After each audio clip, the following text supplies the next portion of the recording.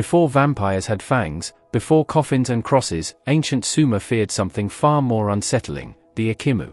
These were not demons born of hell, but the unburied dead, forgotten souls who starved in the underworld and returned to drink the life of the living. Illness, madness, wasting away, these were signs the Ekimmu was near. In this episode, we journey into the world's oldest civilization to uncover how burial rites, ancestral neglect, and cosmic balance gave birth to humanity's earliest undead horror. Thank you for watching, and for keeping these forgotten myths alive. The Sumerian underworld and its laws. To understand why the Ekimmu existed at all, one must first descend into the Sumerian vision of the afterlife, a realm not of reward or punishment, but of grim inevitability. The Sumerians called it Kur, also known as Irkalla, a vast subterranean domain where all souls went after death, regardless of how they had lived. Kings, farmers, priests, and criminals all shared the same destination. Death was the great equalizer, and Kur was its final decree. Unlike later religious traditions that promised paradise or torment based on moral behavior, the Sumerian underworld was governed not by ethics, but by order. The universe, in Sumerian thought, functioned through balance, between gods and humans, cities and nature, life and death. The underworld was a necessary component of that balance, a place where the dead belonged, and where they were expected to stay. Kur was ruled by Ereshkigal, the fearsome queen of the dead. She was not evil in the human sense, but absolute. Her laws were unyielding, and once a soul passed through the gates of the underworld, return was nearly impossible. Alongside her ruled Nergal, god of war, plague, and destruction, whose presence reinforced the harshness of death's domain. Together, they ensured that the boundary between worlds remained intact. The underworld itself was described as a place of dust and shadows. Souls there were called Giddim, ghosts or spirits, who survived on meager sustenance. In hymns and myths, the dead are said to eat dust and drink muddy water. This was not poetic exaggeration, it was a reflection of the belief that existence after death was weak, joyless, and dependent entirely on the living. This dependence is key. In Sumerian belief, the dead did not automatically receive food or comfort in Kur. Instead, they relied on offerings made by their descendants.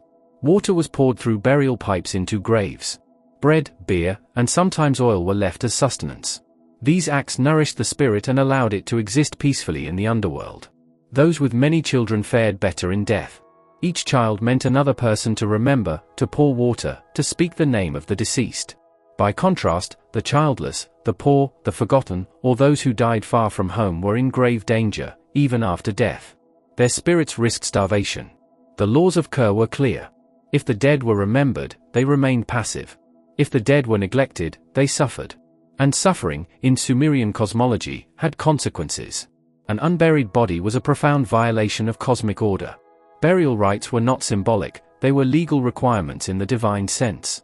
To die without burial, whether by drowning, execution, disease, or abandonment, meant the soul could not properly enter Kur. Such a spirit hovered between worlds, claimed by neither the living nor the dead. It was from this liminal state that the Ekimmu emerged. The Ekimmu was, in essence, a soul rejected by the system. The laws of the underworld assumed that the living would do their duty. When they failed, the dead paid the price. Starving spirits, driven by unbearable hunger and thirst, sought escape. And though the gates of Kur were sealed, neglect weakened them. Ancient incantation texts suggest that the gods themselves despised the Ekimmu, not because it was evil, but because it represented disorder. The return of the dead threatened the structure of the cosmos. If spirits could roam freely, draining the living, then the boundary between life and death collapsed. This is why Ekimmu were feared more than many demons. Demons were part of the divine ecosystem, the Ekimmu was a mistake. Some texts describe the Ekimmu as slipping through cracks in the earth, emerging from deserts, ruins, or abandoned homes. Others say they entered houses at night, passing through walls like breath through cloth. These were not dramatic invasions, but quiet violations, exactly the kind that undermined divine law. The Sumerians believed the Ekimmu retained memory. It remembered its hunger. It remembered being forgotten. And while it did not always seek revenge, its need was relentless. Where demons might strike suddenly, the Ekimmu lingered, feeding slowly, weakening its victims over time. Illness, then, was not random. When a healthy person wasted away without injury, it suggested something had gone wrong beyond the physical world. The underworld's laws had been broken, and the cost was being collected. Priests and exorcists understood this framework well. Their role was not only to banish spirits, but to restore order. If an Ekimmu was suspected, the solution was often not destruction, but correction, performing the burial that had been missed, providing offerings that had been denied, or symbolically feeding the dead so it could return to Ker. This tells us something profound about Sumerian theology. The gods were not expected to fix human neglect automatically. Responsibility flowed upward from families to priests to kings, but it began with the living honoring the dead. When that chain broke, the Ekimmu walked. In this way, the laws of the underworld were less about punishment and more about maintenance. Ker was a machine that only functioned if humans played their part. When they didn't, the consequences did not remain buried. The Ekimmu, therefore, was not merely a ghost. It was evidence of a failed obligation, a living reminder that death did not end responsibility. As long as the dead were remembered, Ker remained sealed. But when memory faded, the underworld leaked, and the unburied dead came back hungry. In the next chapter, we will see how deeply this fear shaped Sumerian society, and why dying without burial was considered one of the most terrifying fates imaginable. Death without burial, a cultural terror. In ancient Sumer, few fates inspired more dread than death without burial. To the modern mind, burial may seem like a symbolic or emotional act, but to the Sumerians it was a matter of cosmic order. A body left unburied did not simply rot in the sun, it threatened the fragile boundary between the living world and the dead. This fear was so deeply ingrained that the very idea of an unburied corpse carried supernatural consequences. Proper burial ensured that the soul could descend to Ker, the underworld, and take its place among the countless dead. Without burial rites, washing the body, wrapping it, placing it beneath the home or in a family tomb, and offering food and water, the soul wandered. It lingered between worlds, unable to enter Ker and unable to release its attachment to life. This wandering soul was believed to become an Ekimmu. Death without burial could occur in many ways, and each terrified the Sumerian imagination. Drowning was especially feared. Those swept away by rivers were often unrecoverable, their bodies claimed by the waters of the gods. To die in a foreign land was equally horrifying, for there was no guarantee that strangers would honor proper rites. Travelers, merchants, and soldiers lived with the constant awareness that death far from home might condemn them to eternal hunger. Warfare intensified this terror. Ancient battles were brutal and chaotic, leaving corpses scattered across open fields. When armies moved on, the dead were often abandoned. These forgotten soldiers were believed to rise as Ekimmu, haunting the land where they fell. Some texts suggest that regions plagued by disease or misfortune were blamed on the restless spirits of unburied warriors, their anger and hunger seeping into the soil itself. Plague and famine posed similar dangers. When death came too quickly, there was no time for proper rites. Mass graves, shallow burials, or bodies left exposed created spiritual instability. In such times, the boundary between Ker and the living world weakened. The Ekimmu multiplied, not because the dead were evil, but because the living could not keep pace with ritual obligations. Families lived in fear of this failure. Burial was not an individual responsibility but a communal one. To neglect the dead was to endanger everyone. Parents warned children never to disturb graves, never to mock the dead, and never to forget ancestors. Even accidental disrespect, stepping on a grave or damaging a burial marker, was thought to risk awakening a hungry spirit. This fear shaped social behavior. Burial customs reinforced family loyalty, respect for elders, and continuity between generations. A person's worth extended beyond death, measured by how well they were remembered and maintained through offerings. To die childless or forgotten was not just sad, it was dangerous. The terror of unburied death also reflected deeper anxieties about abandonment and invisibility. In a harsh environment where survival depended on community, being forgotten was the ultimate failure. The Ekimmu embodied this fear, a soul erased from memory, forced to claw its way back into existence by draining the living. Thus, death without burial was not merely tragic, it was catastrophic. It threatened families, cities, and cosmic balance itself. And from this terror, the Ekimmu emerged as both warning and consequence: remember the dead, or they will remember you. The hunger of the unburied. If the Ekimmu was defined by anything, it was hunger. Not the sharp, momentary hunger of the living, but a slow, endless starvation that could never truly be satisfied. In Sumerian belief, this hunger was born in the underworld itself. The dead existed in Ker as weakened shadows, sustained only by what the living provided. When those offerings failed to come, hunger became agony, and agony became motivation. Unlike gods or demons, The Ekimmu did not feed on devotion or chaos. It fed on life. Ancient texts describe it draining the breath or life force that animated human beings. This was not always dramatic or violent. The Ekimmu did not need claws or fangs.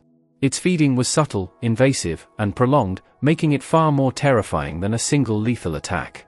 Victims of an Ekimmu were said to wither rather than fall. A once healthy person might grow pale and thin, plagued by exhaustion no rest could cure. Sleep offered no escape. Nightmares of the dead, faces of relatives, neighbors, or strangers long buried, crowded the mind.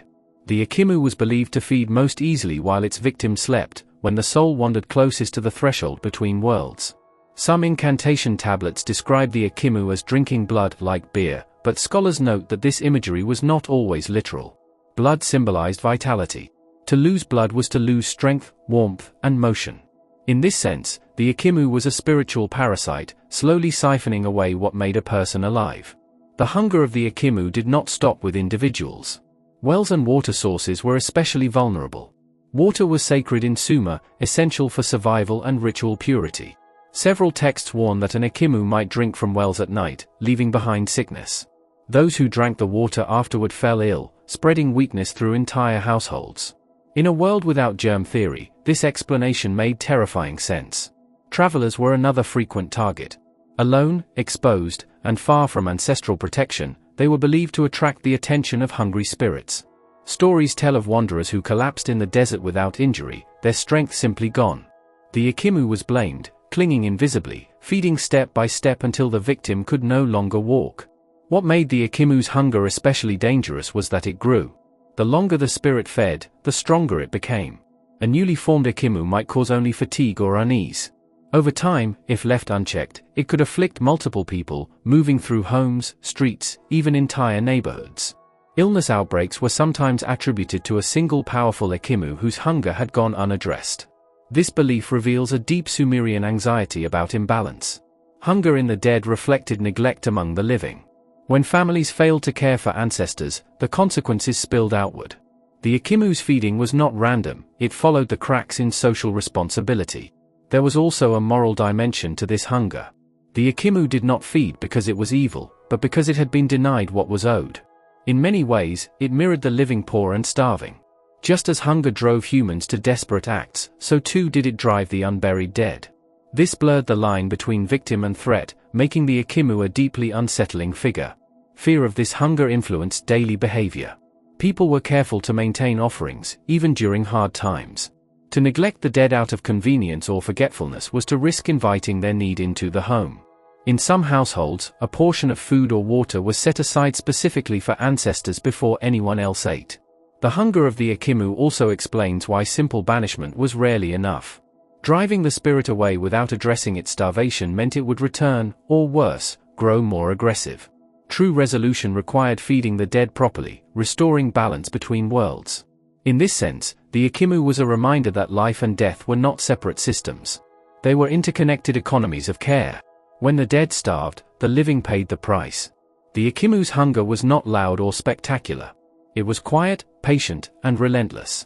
It drained vitality drop by drop, breath by breath, until the living body mirrored the starving state of the dead. And in that slow exchange, the boundary between worlds grew dangerously thin. Signs of an Ekimmu's presence. The Ekimmu was feared not because it announced itself, but because it rarely did. Unlike violent demons or wrathful gods, the unburied dead moved quietly, leaving behind confusion rather than spectacle. For the Sumerians, recognizing an Ekimmu's presence required attentiveness, to the body, to the home, and to subtle changes in the world that hinted something unseen was feeding nearby. The first signs were almost always physical. A healthy person might suddenly grow weak without injury or visible cause. Limbs felt heavy, breath shortened, appetite faded. Rest brought no relief. This condition was not immediate death, but slow erosion. The Sumerians believed this wasting was the Ekimmu's preferred method, as it allowed the spirit to feed repeatedly without being discovered. Sleep disturbances were especially telling. Victims reported recurring dreams of the dead, faces staring silently, hands reaching from darkness, or familiar voices calling their name. These dreams were not dismissed as imagination. Sleep was believed to loosen the soul's ties to the body, making it vulnerable. An Ekimmu could approach more easily when the boundary between worlds thinned at night. Some accounts describe sleep paralysis-like experiences, the sensation of pressure on the chest, inability to move, and a feeling of being watched. In Sumerian thought, this was the Ekimmu feeding directly on breath. Each shallow inhale weakened the victim further, strengthening the spirit. Homes, too, showed signs of infestation. Footsteps echoed in empty rooms. Doors creaked open without wind. Lamps flickered or extinguished suddenly. Shadows pulled unnaturally in corners, thick and unmoving. These were not dramatic hauntings, but persistent disturbances, small enough to doubt, frequent enough to dread. Animals were considered more sensitive to spiritual imbalance than humans. Dogs howling at doorways or staring into empty space were taken as serious warnings. Livestock refusing water or food suggested contamination, possibly from an Ekimmu drinking from wells or storage jars at night. Birds fleeing certain rooftops or circling restlessly were also read as omens.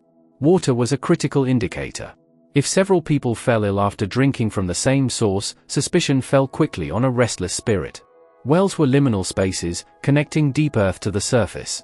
An Ekimmu lingering near a well could poison not just bodies, but entire households. Illness spreading through families reinforced the belief that the spirit was growing stronger. Social patterns also shifted.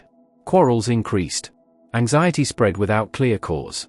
The Sumerians believed prolonged Ekimmu activity disturbed emotional balance, turning homes uneasy and relationships strained. Fear itself was considered nourishing to hungry spirits, deepening their hold. The Asaphu, Sumerian exorcist priests, were trained to read these layered signs. Diagnosis was careful and ritualized. Not every illness was blamed on an Ekimmu. Physical injury, curses, or offended gods had their own indicators. The Ekimmu was suspected only when signs clustered: physical wasting, dreams of the dead, animal agitation, and environmental disturbance. Importantly, the Ekimmu rarely revealed its identity.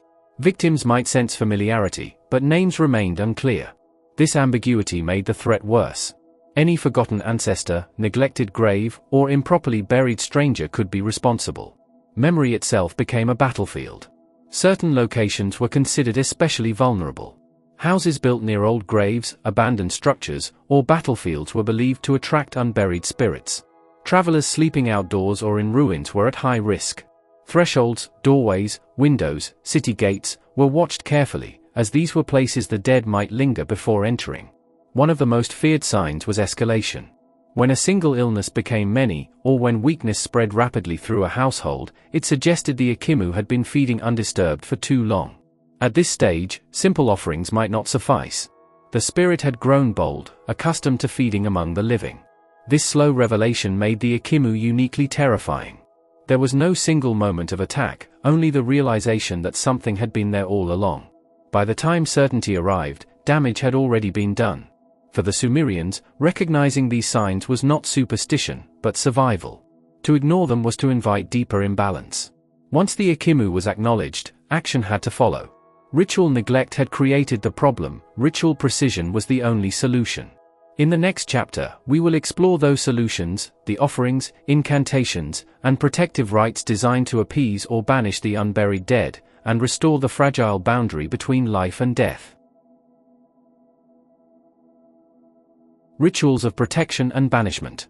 To the Sumerians, confronting an Ekimmu was not a battle of force but of restoration. The unburied dead existed because something had gone wrong, a ritual neglected, a body forgotten, a duty unfulfilled. Therefore, protection and banishment were not acts of violence against the spirit, but attempts to repair the broken relationship between the living and the dead. At the center of this process stood the Asaphu, the exorcist priest. Unlike warriors or kings, the Asaphu wielded no weapons. Their power lay in knowledge, of divine law, of ritual precision, and of the unseen rules governing spirits. When summoned, the Asaphu did not immediately expel the Ekimmu. First, they sought to understand why it was present. Diagnosis was ritualized. The priest observed the household, questioned the family, and performed divinatory rites. Clay figurines, oil bowls, and incense were used to determine whether the disturbance was caused by a demon, an offended god, or a restless dead. Only when signs aligned, dreams of the dead, wasting illness, animal agitation, was the Ekimmu named. Once identified, the first response was appeasement. Since hunger created the Ekimmu, feeding it was the most direct solution. Offerings of bread, dates, beer, and especially water were prepared. Water was essential, symbolizing life and continuity. The priest poured it onto the earth while reciting incantations, calling the spirit by role rather than name. "O forgotten one, receive what was denied." These offerings were often made at night or at dawn, liminal hours when boundaries softened. If the Ekimmu accepted the offering, signs of relief followed. The sick might regain strength. Dreams quieted. Animals calmed. In such cases, the spirit could return peacefully to Ker, its hunger temporarily eased. However, not all Ekimmu were so easily resolved. If neglect had persisted for generations, or if the spirit had grown strong by feeding on many victims, appeasement alone failed. At this stage, more formal banishment rituals were required. One of the most important tools was the substitute burial. When a body was lost, washed away by a river, destroyed by animals, or left on a battlefield, the Asapu created a clay figurine to represent the dead. This figurine stood in for the missing body. It was washed, anointed, wrapped, and buried with full rites. In doing so, the neglected funeral was symbolically completed. This act was powerful. It told the spirit, "You are acknowledged." The universe recognized symbols as reality, and the gods accepted this ritual as fulfillment of obligation. Many incantation texts emphasize that once proper burial was achieved, even symbolically, the Ekimmu lost its claim on the living. Fire was another key element of protection. Flames purified and marked sacred space. Torches and hearth fires were kept burning during rituals, as Ekimmu were believed to recoil from heat and light. The hearth, central to the home, acted as a barrier the dead struggled to cross. Iron objects were placed near beds, doorways, and thresholds. Iron was rare and powerful, associated with divine authority and boundary enforcement. Knives, nails, or tools were not used to harm the spirit, but to define space, declaring where the dead could not linger. Incantations themselves were precise and unchanging.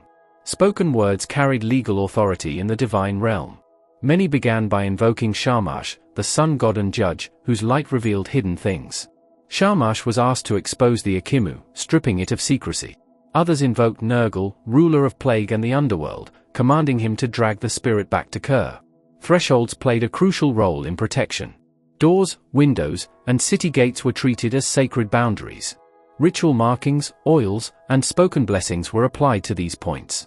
Sleeping near thresholds or hearths was considered safer, as these were zones of constant human presence and ritual strength. Importantly, banishment was never considered permanent unless followed by ongoing care. Families were instructed to maintain offerings regularly, even if the spirit had been driven away.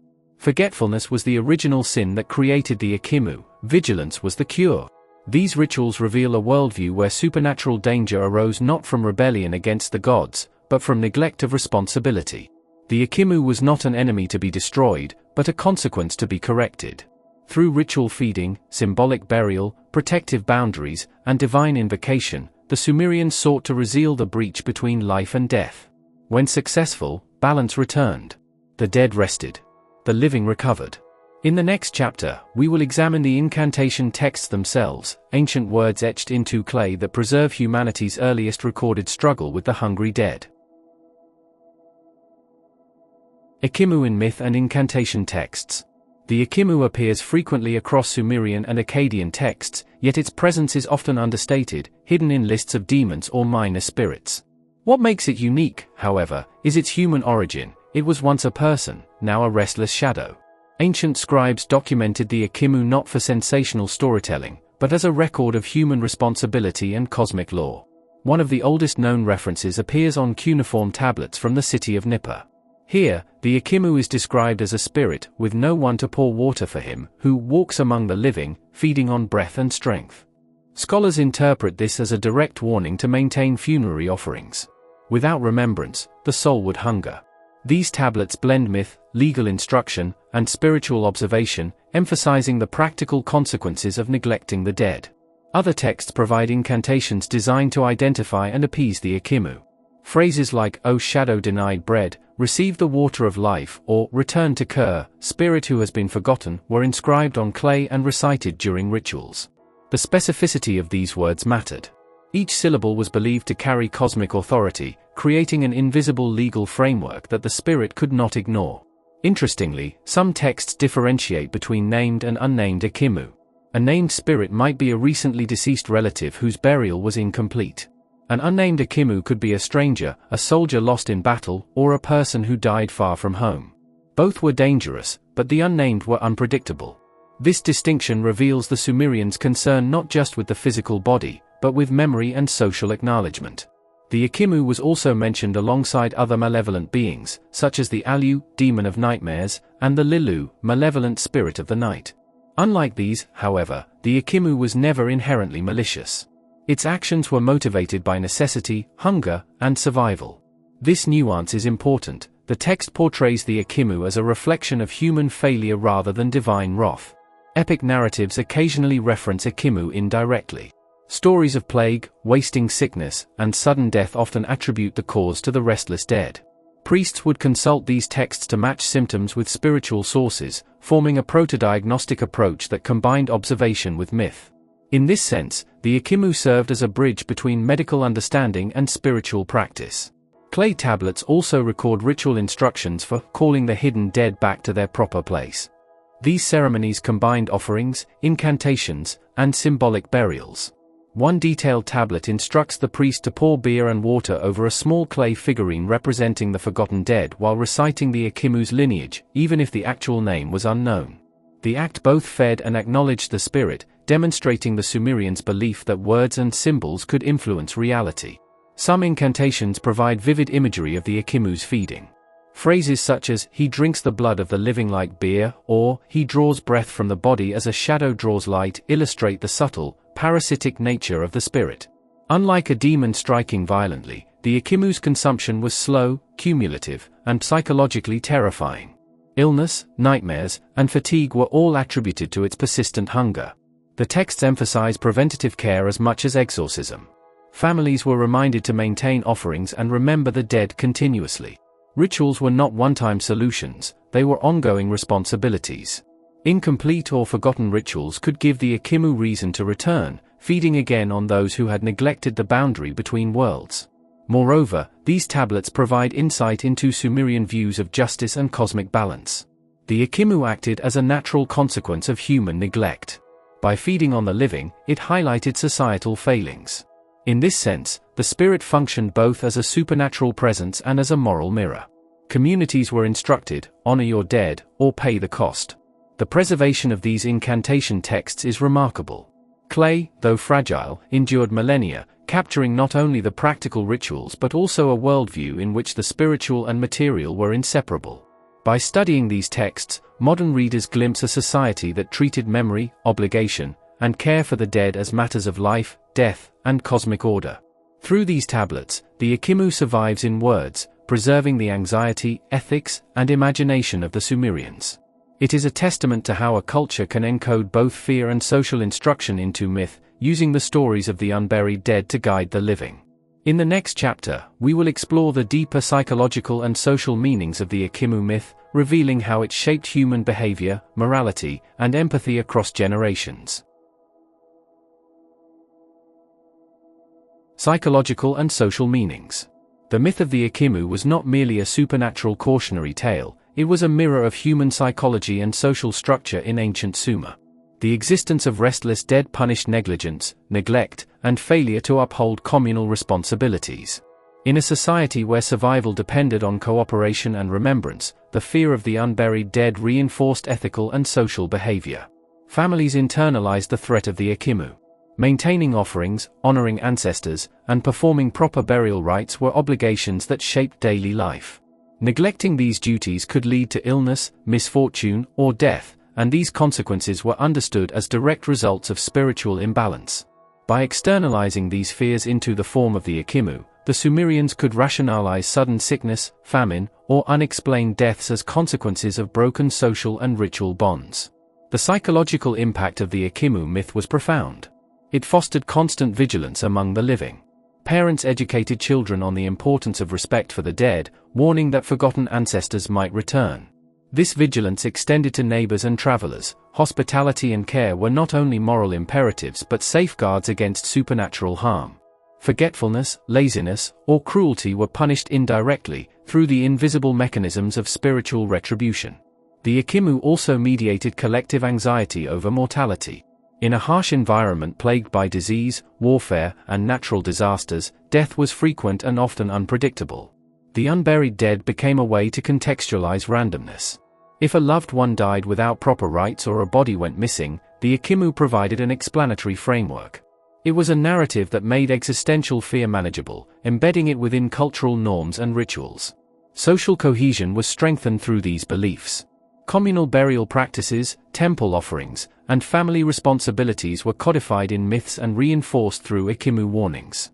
The spirit acted as a social regulator. Individuals who maintained connections to the dead upheld societal continuity. Neglect, in contrast, threatened both personal safety and communal stability. Moreover, the myth encoded empathy. By conceptualizing the dead as hungry and suffering, the living were encouraged to provide care across generational divides. Ritual feeding and remembrance created bonds between the living and the deceased, fostering a sense of continuity. The Ekimmu's hunger mirrored human need, teaching that neglect, whether of the dead or the living, had consequences. Psychologically, the Ekimmu also personified guilt, fear, and unresolved grief. Dreams of the dead, unexplained illnesses, and sudden weakness could be interpreted as the restless dead reminding the living of forgotten obligations. By projecting internal anxieties onto these spirits, individuals found both explanation and instruction. Fear of the Ekimmu reinforced mindfulness, remembrance, and moral responsibility. The narrative of the Ekimmu addressed the intersection of individual and collective ethics. The ghost did not act out of malice, but as a consequence of broken ritual and societal neglect. By framing misfortune as the result of human failure rather than divine whim, Sumerians maintained a sense of agency. Careful attention to duties, offerings, and memory could restore balance and prevent harm. In addition, the Ekimmu myth reflected broader concerns about inequality and vulnerability. Those without families, children, or social standing were at higher risk of becoming unburied dead. This focus highlighted societal awareness of social neglect, underscoring the responsibility of communities to protect and remember all members, not just the powerful or well-connected. It reinforced ideas of fairness, communal accountability, and the importance of social networks. The myth also had a preventive and therapeutic function. By providing a framework for understanding unexplained illness or misfortune, it alleviated existential anxiety. Rituals for appeasing or banishing Ekimmu offered both practical and psychological relief, allowing individuals to feel proactive and morally aligned. In essence, the myth provided a means of coping with uncertainty, loss, and vulnerability. Through these layers, ethical, psychological, social, the Ekimmu became more than a ghost story. It was a tool for teaching responsibility, empathy, and societal cohesion. It encoded the consequences of neglect into a memorable narrative, ensuring that lessons about life, death, and remembrance were passed across generations. Ultimately, the myth of the Ekimmu demonstrates the sophisticated interplay between culture, psychology, and religion in ancient Sumer. By linking physical neglect, social behavior, and spiritual consequences, it created a cohesive worldview in which human actions had meaningful impact, both for the living and the dead. In the next chapter, we will examine how these ancient fears evolved in later cultures, influencing ghosts, vampires, and the restless dead in folklore across the Middle East and beyond. The Ekimmu reminds us that in ancient Sumer, the dead were never truly gone, only waiting. Forgotten names, neglected graves, and broken rituals were believed to give the unburied dead their strength.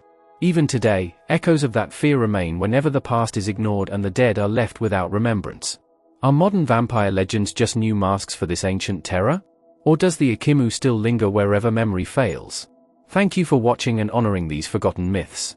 If you enjoyed this journey into ancient darkness, don't forget to like, subscribe, and join us again for the next forgotten legend.